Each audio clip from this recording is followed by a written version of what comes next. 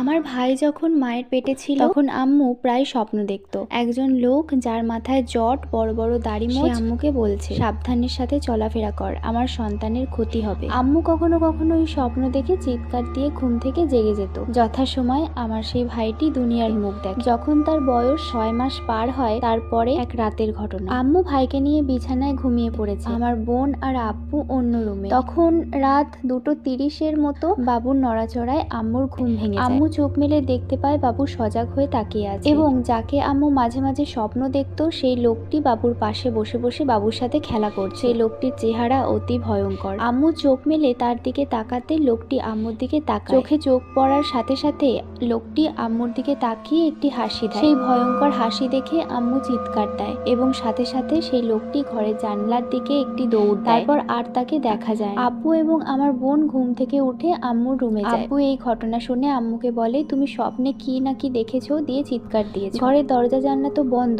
তাহলে এখানে কেউ আসবে কিভাবে? তারপর আমার বোন এবং আব্বু আম্মুর রুমেই সেই রাতে ঘুমায়। এরপর তেমন একটা সমস্যা হচ্ছিল না, কিন্তু আমার ভাইয়ের বয়স যখন 2 বছর তখন একটি ঘটনা ঘটে। আব্বু কাজের জন্য শহরে গিয়েছিল, আমার বোন, আম্মু এবং ভাই একই খাটে ঘুমিয়েছিল। অনেক রাতে আম্মুর ঘুম ভেঙে গেলে সে পাশে ভাইকে দেখতে পায় না। সাথে সাথে আম্মু উঠে যায় এবং ভাইকে খাটের ওপর সব জায়গায় খুঁজে পায়। এরপর পুরো রুমটায় খুঁজে এবং বাড়ির ভেতরে খুঁজে কোথাও পাওয়া যায় না। ঘরের সব জানলা দরজা বন্ধ। তাহলে ভাই গেল কোথায়? একটা 2 বছরের শিশু একা একা তো এক রাতে কোথাও চলে যেতে পারে না। আম্মু এবং বোন ঘরের দরজা খুলে দ্রুত বাইরে বের হয়। তারা দেখতে পায় ঘরের সামনে দিয়ে যে বাগানটা, এখানে ভাই কার সঙ্গে যেন একা একা কথা বলছে। বাচ্চারা যেভাবে কথা বলে সেইভাবেই কথা বলছে। আজব, ও এখানে আসলো কিভাবে? বাচ্চারা একা একা থাকলে কথা বলে না, কান্নাকাটি করতে পারে। তবে কেউ তার সাথে কথা বললে সে কথা বলে, এটাই স্বাভাবিক। তবে আমার এই ভাই এখানে কার সাথে কথা বলে? আম্মু দৌড় দিয়ে ভাইকে কোলে নিয়ে ঘরে চলে আসে। ও তো আর স্পষ্ট কথা বলতে পারে না, তাই ওকে আর জিজ্ঞাসা করতে পারে না ও কিভাবে গেল ওখানে। পরদিন বাবা এলে বাবাকে ঘটনাটি জানায়, কিন্তু বাবা বিশ্বাসই করতে পারে না এমনটা হতে পারে। পরদিন মসজিদের হুজুরের কাছে ভাইকে নিয়ে যায়। হুজুর ঝাড়ফুঁক দিয়ে দেয়। এই ঘটনার কয়েকদিন পরের ঘটনা। রাতে আম্মু ঘুমাচ্ছিল, সেদিনও বাবা বাড়িতে ছিল না। মাঝরাতে ঘুম ভেঙে গেলে আম্মু দেখতে পায় সেই লম্বা লম্বা দাড়ি মোছওয়ালা লোকটি বাবুকে কোলে নিয়ে বসে আছে, যাকে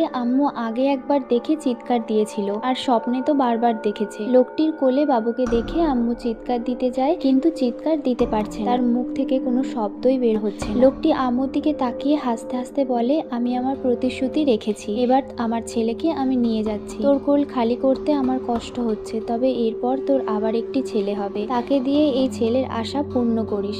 নেক্সট পার্ট চাইলে কমেন্ট করে জানাতে পারো।